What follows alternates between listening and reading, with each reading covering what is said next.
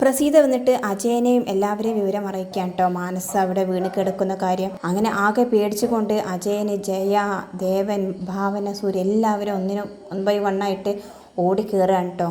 റൂമിലെത്തിയതും മാനസയുടെ നില കണ്ടിട്ട് ജയക്കാകെ പേടിക്കുകയാണ്. മോളെ മാനസ എണീക്ക്, എന്ത് പറ്റി എന്നൊക്കെ പറയാണ്. അജയനും ഭയങ്കര കരച്ചിലായിരുന്നു. ആര് തട്ടി വിളിച്ചിട്ടും മാനസ കണ്ണ് തുറക്കുന്നില്ല കേട്ടോ. ഭാവന കൈയെടുത്തത് കണ്ണ് തുറന്നൊക്കെ പൾസൊക്കെ നോക്കുന്നുണ്ട്. അവസാനം സൂര്യയോട് പറയുന്നുണ്ട്, സൂര്യ നീ എടുക്ക്, നമുക്ക് ഹോസ്പിറ്റലിൽ കൊണ്ടുപോകാമെന്ന്. അങ്ങനെ സൂര്യ മാനസയെ കോരിയെടുക്കുകയാണ് കേട്ടോ. എന്നിട്ട് വണ്ടിയിൽ കൊണ്ടുപോയി ഇരുത്തുകയാണ്. പിന്നീട് സൂര്യയും ഭാവനയും പ്രസീതയും അജയനും കൂടി മാനസയെ കണ്ട് ഹോസ്പിറ്റലിലേക്ക് പോവുകയാണ്. അങ്ങനെ ഡോക്ടർ വന്ന് പരിശോധിച്ച് നോക്കുകയാണ്. എന്നിട്ട് ട്രിപ്പൊക്കെ ഇട്ടിട്ടുണ്ട് കേട്ടോ. അപ്പോൾ ഭാവനയോട് പറയുന്നുണ്ട്, കുഴപ്പമൊന്നുമില്ല, നല്ല സമയത്താണ് നിങ്ങൾ എത്തിച്ചത്. ഭാവന പറയുന്നുണ്ട്, പോരുന്ന വഴിക്ക് 2 പ്രാവശ്യം വോമിറ്റ് ചെയ്തു, അങ്ങനെയാണ് ബോധം മുഴുവനായിട്ട് നഷ്ടപ്പെട്ടതെന്ന് പറയാൻ കേട്ടോ. ഡോക്ടർ പറഞ്ഞു, അങ്ങനെ വോമിറ്റ് ചെയ്തത് കൊണ്ടാണ് വലിയൊരു പ്രോബ്ലം ഒന്നുമില്ലാതെ ഈ ഒരവസ്ഥയിൽ നിൽക്കാൻ സാധിച്ചത്. ഈ കുട്ടി ഭാവനയുടെ ആരാണെന്ന് ചോദിക്കാൻ ഡോക്ടർ. ഹസ്ബൻഡിന്റെ അങ്കിളിന്റെ മകളാണ് എന്ന് പറയാൻ കേട്ടോ ഭാവന. അവളെ ഞാൻ ജയനിർമ്മലയുടെ കൂടെ കണ്ടിട്ടുണ്ട്, പക്ഷെ ഞാൻ ആരാണെന്ന് എനിക്കറിയില്ലായിരുന്നു എന്നൊക്കെ പറയാൻ കേട്ടോ ഡോക്ടർ. അപ്പോൾ അജയൻ പറയുന്നത്, ഡോക്ടറെ എൻ്റെ മകൾക്കോ എന്തെങ്കിലും സംഭവിക്കോ, അവൾക്ക് എന്തെങ്കിലും സംഭവിച്ചാൽ പിന്നെ ഞാൻ ജീവിച്ചിരിക്കില്ല എന്നൊക്കെ പറഞ്ഞ് കരയാൻ കേട്ടോ. കുഴപ്പമൊന്നുമില്ല, കുറച്ച് കഴിഞ്ഞാൽ ബോധം തെളിയും എന്ന് ഡോക്ടറും പറയാണ്. അപ്പോൾ സൂര്യ പറയുന്നുണ്ട്, ഒരു തെറ്റിദ്ധാരണയുടെ പുറത്ത് മാനസ കാണിച്ചൊരു അബദ്ധമാണിത്. അപ്പോൾ ഡോക്ടർ പറയാണ്, സാധാരണ ഇത്തരം കേസുകൾ പോലീസിനെ അറിയിച്ചിട്ടേ ഞങ്ങൾ അറ്റൻഡ് ചെയ്യാറുള്ളൂ. ഇത് പിന്നെ ഭാവനയുടെ കേസ് ആയതുകൊണ്ടാണ് ഞാൻ അറ്റൻഡ് ചെയ്തത്. അപ്പോൾ താങ്ക് യു ഡോക്ടർ എന്ന് പറയാണ് സൂര്യയും ഭാവനയും. മകൾക്ക് എന്തെങ്കിലും മാനസികമായ പ്രശ്നങ്ങൾ ഉണ്ടെങ്കിൽ അതെന്താണെന്ന് ചോദിച്ചറിഞ്ഞ ശേഷം അതിനുള്ള ഉപദേശങ്ങളും പരിഹാരവും കാണണം എന്ന് ഡോക്ടർ അജയനോട് പറയാൻ കേട്ടോ. ഡോക്ടർ പോയ ശേഷം അജയനും പ്രസീതയും മാനസയുടെ അടുത്തിരുന്ന് മോളെ എന്ന് വിളിച്ച് പൊട്ടിക്കരയാണ്. സൂര്യയും ഭാവനയും എന്തോ ആവശ്യത്തിന് വേണ്ടി പുറത്തു പോവാൻ കേട്ടോ. പിന്നീട് പ്രസീത ചോദിക്കുന്നത്, നമ്മുടെ മോൾക്ക് ഇത്രയും ധൈര്യം ഉണ്ടായിരുന്നുള്ളൂ അജയേട്ടാ, ഇതിനാണോ അവൾ ഇത്രയും ധൈര്യം തന്ന് നമ്മുടെ കൂടെ നിന്നത്? ആരുടെയും മനസ്സ് കാണാൻ നമുക്കാവില്ലല്ലോ പ്രസീത എന്ന് പറഞ്ഞ് പൊട്ടിക്കരയാൻ കേട്ടോ അജയൻ. എന്നിട്ട് അദ്ദേഹം കണ്ണീർ തുടച്ചിട്ട് പറയാണ്, ഞാനൊരു കാര്യം തീരുമാനിച്ചു, നമ്മുടെ മോളെ കുരുതി കൊടുത്തിട്ട് നമുക്കൊന്നും നേടണ്ട, അവൾ ബോധം തെളിയുന്നതിന് മുൻപ് എനിക്ക് അവനെ ഒന്ന് കാണണം. അപ്പോൾ പ്രസീത ചോദിക്കുന്നുണ്ട്, ആരെ? മണി ശർമ്മയെ എന്ന് ദേഷ്യത്തിൽ പറയാൻ കേട്ടോ അജയൻ. അവനാണ് എൻ്റെ മോൾക്ക് ഇങ്ങനെ ഒരു അവസ്ഥക്ക് കാരണം. കാര്യങ്ങളൊക്കെ ഞാൻ വന്നിട്ട് പറയാം, നീ ഇവിടെ അടുത്തുണ്ടാവണം എന്ന് പറഞ്ഞ് അജയൻ അവിടെ നിന്ന് പോവാൻ കേട്ടോ.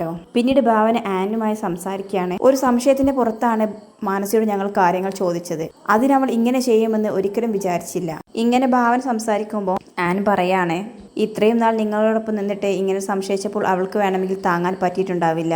ഒരു നിമിഷത്തെ ചിന്താഗതിയാണ് ഭാവന മനസ്സിനെ താളം തെറ്റിക്കുന്നത്. എന്തായാലും ദൈവാധീനം കൊണ്ട് ഒന്നും സംഭവിച്ചില്ലല്ലോ. അതേ എന്ന് ഭാവനയും പറയാണ്. പിന്നീട് ആൻ ചോദിക്കുന്നുണ്ട്, എന്നാലും ഇത്രയും രൂപ സൂര്യയുടെ അക്കൗണ്ടിൽ നിന്ന് എങ്ങനെ പോയി എന്നാണ് എനിക്ക് മനസ്സിലാകാത്തത്. ഭാവന പറയുന്നത്, എല്ലാം കൂടി ഇപ്പോൾ തരക്കൊരു മരവിപ്പാണ് ആൻ, എന്താ ചെയ്യേണ്ടതെന്ന് ഒരു പിടിയും കിട്ടുന്നില്ല. അപ്പോൾ ആൻ പറയുന്നത്, നീ എന്തായാലും സമാധാനത്തോടെ ഇരിക്കും ഭാവന, എല്ലാത്തിനും നിന്റെ കൂടെ സൂര്യ ഉണ്ടല്ലോ, പിന്നെ എന്തിനാണ് നീ ഇത്ര ടെൻഷൻ അടിക്കുന്നത്? പിന്നീട് ഭാവന സൂര്യയെ കണ്ടിട്ട് വരാമെന്ന് പറഞ്ഞ് സൂര്യയുടെ അടുത്തേക്ക് പോവാണ്. സൂര്യ പറയുന്നുണ്ട്, എന്താണെന്നറിയില്ല ഭാവന, മനസ്സിന് വല്ലാത്തൊരു കുറ്റബോധം, മാനസിയോട് അങ്ങനെയൊന്നും ചോദിക്കണ്ടായിരുന്നു എന്ന് തോന്നുന്നു. ഇനിയിപ്പോൾ അതൊന്നും പറഞ്ഞൊരു കാര്യമില്ലല്ലോ സൂര്യ. അപ്പോൾ സൂര്യ പറയുന്നുണ്ട്, എന്നാലും എങ്ങനെ ഇനി അവളെ ഫേസ് ചെയ്യും? നമുക്ക് അവളോടുള്ള വിശ്വാസം നഷ്ടപ്പെട്ടു എന്ന് തോന്നിയില്ലേ അവൾക്ക്? സൂര്യ ഒന്ന് സമാധാനപ്പെടും, മാനസിക ബോധം തരട്ടെ, നമുക്ക് അവളോട് സംസാരിക്കാം എന്നൊക്കെ പറയട്ടെ ഭാവന. അങ്കിളും ആന്റിയും ആകെ തകർന്നിരിക്കുകയാണ്, അവരെ ഒന്ന് സമാധാനിപ്പിക്കാൻ പോലും പറ്റുന്നില്ല. അപ്പോൾ സൂര്യയുടെ ഫോണിലേക്ക് ദേവൻ വിളിക്കുകയാണ്. സൂര്യ ഭാവനയുടെ കയ്യിൽ ഫോൺ കൊടുത്തിട്ട് പറയുന്നുണ്ട്, നീ അച്ഛനാണ്, നീ തന്നെ സംസാരിക്കുക. അങ്ങനെ ഭാവന ഫോൺ എടുക്കുകയാണ് കേട്ടോ. അങ്കിളെ എന്ന് വിളിക്കുകയാണ്. എന്തായി മോളെ മാനസയുടെ അവസ്ഥ, അവൾ കണ്ണു തുറന്നോ, സംസാരിച്ചോ എന്നൊക്കെ ചോദിക്കുകയാണ്. കുഴപ്പമൊന്നുമില്ല അങ്കിൾ, അവൾ കണ്ണു തുറന്നിട്ടില്ല, അവൾ മയക്കത്തിലാണ്, വരുന്ന വഴിക്ക് നന്നായിട്ട് ഓമിച്ചത് കൊണ്ട് വലുതായിട്ടൊന്നും സംഭവിച്ചില്ല എന്ന് പറയാണ്. ദേവന് പറയുന്നുണ്ട്, വീട്ടിൽ ജയ വല്ലാത്തൊരു അവസ്ഥയിലാണ്, ജയ കാരണമാണല്ലോ മാനസി നാട്ടിലേക്ക് വന്നത്. ഭാവന പറയുന്നുണ്ട്, ആർക്കായാലും അങ്ങനെ തോന്നും അങ്കിൾ, ആന്റിയോട് പറഞ്ഞോളൂ, ഒരു കുഴപ്പവുമില്ല എന്ന്. പിന്നീട് സൂര്യ എവിടെ മോളെ എന്ന് ദേവൻ ചോദിക്കുകയാണ്. സൂര്യ ഇവിടെ തന്നെയുണ്ട്, ആകെ തളർന്നിരിക്കുകയാണ്, അതുകൊണ്ടാണ് എന്നോട് ഫോൺ അറ്റൻഡ് ചെയ്യാൻ പറഞ്ഞത്. അപ്പോൾ ദേവൻ പറയുന്നുണ്ട്, ഇനി ഒന്നും പറഞ്ഞിട്ട് കാര്യമില്ലല്ലോ, നിങ്ങളുടെ ഭാഗത്ത് തെറ്റുമൊന്നുമില്ല, എന്തായാലും അവൾ തിരികെ വന്നിട്ട് ഇവിടെ നിന്ന് സംസാരിക്കാം എന്ന് പറഞ്ഞിട്ട് ദേവന് വണ്ടി അവിടെ സ്റ്റോപ്പ് ചെയ്യാൻ കേട്ടോ. അവനെ പറയുന്നുണ്ട്, ഇനി അവൾ ഈ നാട്ടിൽ നിൽക്കുമെന്ന് തോന്നുന്നില്ല അങ്കിൾ, അത്രമാത്രം അവൾക്ക് വിഷമം ഉണ്ടാക്കിയിട്ടുണ്ട്, അതെല്ലാം നമുക്ക് മാറ്റിയെടുക്കാം. എന്തായാലും ഇനി വലിയ പ്രശ്നമൊന്നുമില്ലാത്തതുകൊണ്ട് ഞാൻ വീട്ടിലേക്ക് തിരിച്ചു പോകട്ടെ, ജയയുടെ കാര്യങ്ങൾ ഞാൻ പറയാം എന്ന് പറഞ്ഞിട്ട് ദേവൻ ഫോൺ കട്ട് ചെയ്യാണ്. പിന്നീട് കാണിക്കുന്നത് മണി ശർമ്മയാണ് കേട്ടോ. അദ്ദേഹം ഫോണിൽ സംസാരിക്കുകയാണ്. വർക്കിച്ച, ഞാൻ ഇന്ന് വൈകിട്ടുള്ള ഫ്ലൈറ്റിന് അവിടെ എത്തും, ക്യാഷൊക്കെ റെഡി ആയോ എന്ന് ചോദിക്കുന്നുണ്ട് അദ്ദേഹം. എല്ലാം റെഡി ആയിട്ടുണ്ട്. ആ അജയൻ പാലത്തറ, അവൻ ഒന്നിനും കൊള്ളാത്തവരാണെന്ന് ഞാൻ അന്നേ പറഞ്ഞില്ലേ. എന്തായാലും അവന്റെ മോളെ വെച്ചിട്ട് 10 കോടി രൂപയാണ് നമ്മുടെ അക്കൗണ്ടിലേക്ക് മാറ്റാൻ സാധിച്ചത്, ബാക്കിയെല്ലാം ഞാൻ അവിടെ വന്നിട്ട് പറയാം എന്ന് പറഞ്ഞ് അദ്ദേഹം ഫോൺ കട്ട് ചെയ്യാണ്. അപ്പോഴാണ് പിന്നിൽ നിന്ന് ശർമാജി എന്ന് അജയൻ വിളിക്കുന്നത്. ഇതാരാ അജയനോ? ഞാനിപ്പോൾ നിന്റെ കാര്യം പറഞ്ഞതേ ഉള്ളൂ എന്ന് പറഞ്ഞിട്ട് ശർമാജി അജയനെ സോപ്പിടാൻ ശ്രമിക്കാൻ. അപ്പോൾ അജയൻ പറയുന്നുണ്ട്, എല്ലാം എന്നെ പറഞ്ഞു പറ്റിച്ചിട്ട് ഇവിടെ നിന്നും കടന്നു കളയാൻ പ്ലാൻ അല്ലേ? അപ്പോൾ ശർമാജി പറയാണ്, ഞാൻ ഇവിടെ നിന്നാൽ മതിയോ? ഞാൻ പോയിട്ട് വേണ്ട എനിക്ക് അനിയന്റെ പുറത്തിറക്കാൻ. ഞാനിപ്പോൾ അതിനല്ലേ വന്നേ, എനിക്ക് മറ്റൊരു കാര്യം പറയാനാണ്. അപ്പോൾ ക്യാഷിന്റെ കാര്യമാണോ എന്ന് ചോദിക്കാൻ ശർമാജി. എന്റെ മോൾ ഇപ്പോൾ ആത്മഹത്യക്ക് ശ്രമിച്ചിട്ട് ഹോസ്പിറ്റലിലാണ്. സൂര്യക്കും ഭാവനയ്ക്കും മാനസിയാണ് അക്കൗണ്ടിൽ നിന്നും പണം മാറ്റിയത് എന്നുള്ള കാര്യത്തിൽ സംശയമുണ്ട്. അവർ ആ കാര്യം ചോദിച്ചത് കൊണ്ടാണ് മോൾ ആത്മഹത്യക്ക് ശ്രമിച്ചത് എന്ന് പറയാൻ കേട്ടോ അജയൻ. അതുകൊണ്ട് ആ 10 രൂപ ശർമാജി സൂര്യയുടെ അക്കൗണ്ടിലേക്ക് തന്നെ തിരിച്ചയക്കണം. ഇല്ലെങ്കിൽ ഇനിയും എന്റെ മോൾ എന്തൊക്കെ കടുങ്കൈ ചെയ്യും എന്ന് പറഞ്ഞ് കരയാണ്. ഇത് കേൾക്കുമ്പോൾ ശർമാജി ചിരിക്കാൻ കേട്ടോ. എന്താ അജയ, നീ തമാശ പറയാണോ? തന്ന ക്യാഷ് തിരിച്ചു തരാനോ? എന്താ ഇത് അജയ? ഇങ്ങനെ പറയുമ്പോൾ അജയൻ പറയാണ്, വേറെ വഴിയില്ല ശർമാജി, അനിയനെ പുറത്തിറക്കാൻ നമുക്ക് വേറെ വഴിയും നോക്കാം. അപ്പോൾ ശർമാജി പറയുന്നു, തന്ന കാശ് ഒരിക്കൽ ഞാൻ തിരിച്ചു തരില്ല, നീ വന്ന വഴിക്ക് തന്നെ തിരിച്ചു പോകാൻ നോക്ക് എന്ന് പറയാണ്. അപ്പോൾ അജയൻ, ഇല്ല, ആ കാശ് തിരിച്ചു തരാതെ ഞാൻ ഇവിടുന്ന് പോകത്തില്ല എന്ന് പറയാൻ കേട്ടോ. എന്നാ പിന്നെ നീ വാങ്ങിയിട്ട് തന്നെ പോയാൽ മതി എന്ന് പറഞ്ഞിട്ട് ശർമാജി അദ്ദേഹത്തിന്റെ ഗുണ്ടകളെ വിളിക്കാൻ കേട്ടോ. അവരെല്ലാം ഓടി വന്ന് അജയനെ ചുറ്റും നിൽക്കുകയാണ്. എന്നിട്ട് നന്നായിട്ട് അജയനെ ഇടിക്കാൻ കേട്ടോ അവര്. അയ്യോ ശർമാജി എന്നൊക്കെ വിളിക്കുന്നുണ്ടെങ്കിൽ ശർമാജി തൊട്ടടുത്ത് നിന്ന് ചിരിക്കാൻ കേട്ടോ ഇതെല്ലാം കണ്ടിട്ട്. പിന്നീട് കാണിക്കുന്നത് ഭാവനയുടെ വീടാണ്. അവിടെ സേതു പറയുന്നുണ്ട് അവളുടെ ഭാഗത്ത് തെറ്റു കാണും, അതുകൊണ്ടാണ് അവൾ ആത്മഹത്യക്ക് ശ്രമിച്ചത്. ഗായത്രി പറയാൻ, ചുമ്മാതിരിക്കും മോനെ, പൂർണ്ണമായിട്ട് സത്യാവസ്ഥ അറിയാതെ നമ്മൾ അങ്ങനെയൊന്നും പറയരുത്, മാനസ അങ്ങനെയൊന്നും ചിന്തിക്കത്തില്ല. അപ്പോൾ സേതു പറയുന്നുണ്ട്, എൻ്റെ അമ്മയെ ഞാൻ നേരത്തെ മാനസയെക്കുറിച്ച് പറഞ്ഞിട്ടുള്ളതാണ്, ഒരു പക്ക ഫ്രോഡാണെന്നുള്ള തെളിവാണ് ഇപ്പോൾ കണ്ടത്.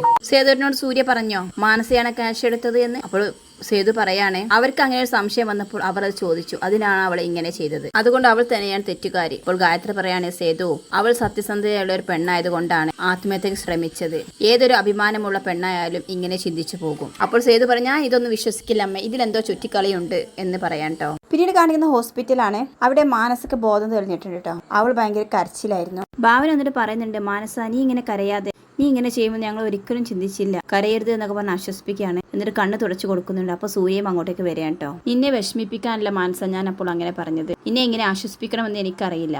അപ്പോൾ മാനസ മനസ്സിൽ വിചാരിക്കുകയാണ്, സോറി സൂര്യ, സൂര്യ സംശയിച്ചതെല്ലാം ശരി തന്നെയാണ്, ഞാൻ തന്നെയാണ് അങ്ങനെ ചെയ്തത്, പിടിക്കപ്പെടുമെന്ന് ഉറപ്പായത് കൊണ്ടാണ് ഞാൻ ആത്മഹത്യക്ക് ശ്രമിച്ചത്, അല്ലാതെ എന്റെ മുന്നിൽ വേറൊരു വഴിയില്ലായിരുന്നു എന്നൊക്കെ വിചാരിക്കാൻ കേട്ടോ. അപ്പോൾ ഭാവന ചോദിക്കുന്നുണ്ട്, മാനസ എന്താ മനസ്സിൽ വിചാരിക്കുന്നത്? ആദ്യം നീ നിന്റെ മനസ്സിലെ വേണ്ടാത്ത ചിന്തകളൊക്കെ കളയും, ഞങ്ങൾ എല്ലാവരും നിന്റെ ഒപ്പമുണ്ട്, ഈ അച്ഛനെ ഇവിടെ പോയതാ കാണുന്നില്ലല്ലോ എന്ന് മാനസ മനസ്സിൽ വിചാരിക്കാണ്ട്. അപ്പോഴാണ് അങ്ങോട്ട് ഡോക്ടർ വരുന്നത്. എന്താ മാനസ ഓക്കെ ആണോ?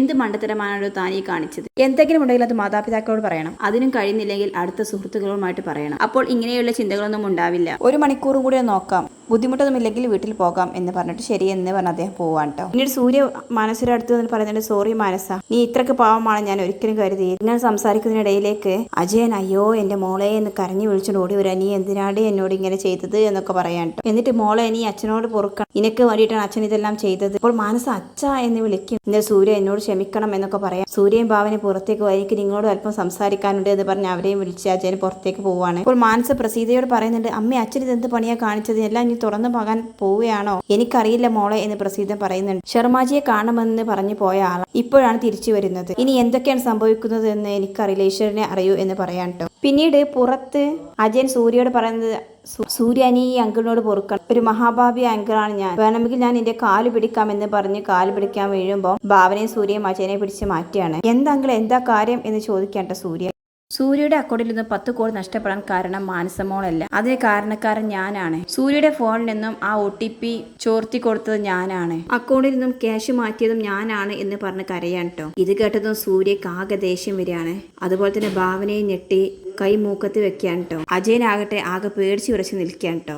താൻ എന്താ പറഞ്ഞത് എന്നും പറഞ്ഞുകൊണ്ട് സൂര്യ അജയന്റെ കോളിൽ കയറി പിടിക്കാൻ കേട്ടോ. എന്നിട്ട് അങ്ങോട്ടും ഇങ്ങോട്ടും ഒന്നും തള്ളാവാണ്. ഭാവന ഒരുവിധം സൂര്യയെ പിടിച്ച് മാറ്റാൻ കേട്ടോ. അപ്പോൾ അജയൻ പറയുന്നുണ്ട്, എന്റെ മാനസമോളുടെ ജീവൻ അപകടത്തിലായതുകൊണ്ട് ഞാൻ അങ്ങനെ ചെയ്തു പോയതാണ്.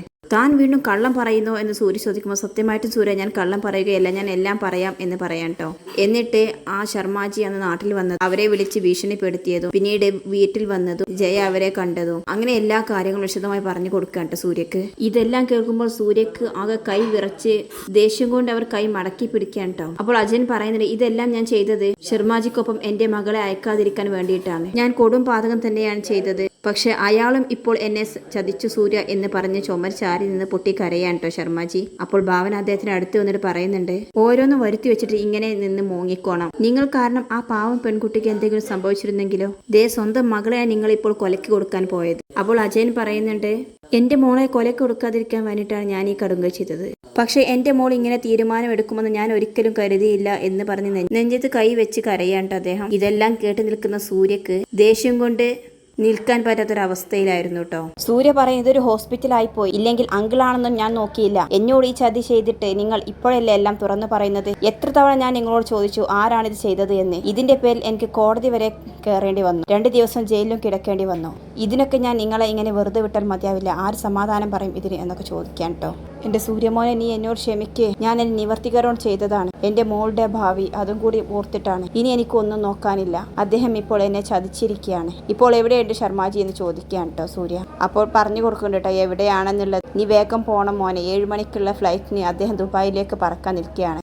ഇവിടെ നിന്ന് വിട്ട് കഴിഞ്ഞാൽ പിന്നെ നമുക്ക് ഒരിക്കലും ശർമാജിയെ കണ്ടെത്താനാകില്ല. അങ്ങനെ ഭാവനയോട് പറഞ്ഞിട്ട് സൂര്യ പെട്ടെന്ന് തന്നെ അവിടെ നിന്നും പോവാൻ കേട്ടോ. ശർമാജി ആകട്ടെ എയർപോർട്ടിലേക്ക് പോകാനുള്ള തയ്യാറെടുപ്പിലായിരുന്നു കേട്ടോ. ആ സമയത്താണ് ഒരു കോളിംഗ് ബെൽ ഉയർത്തുന്നതും സൂര്യ വാതിൽ ചവിട്ടി പൊളിച്ചു തുറക്കുന്നത് കേട്ടോ.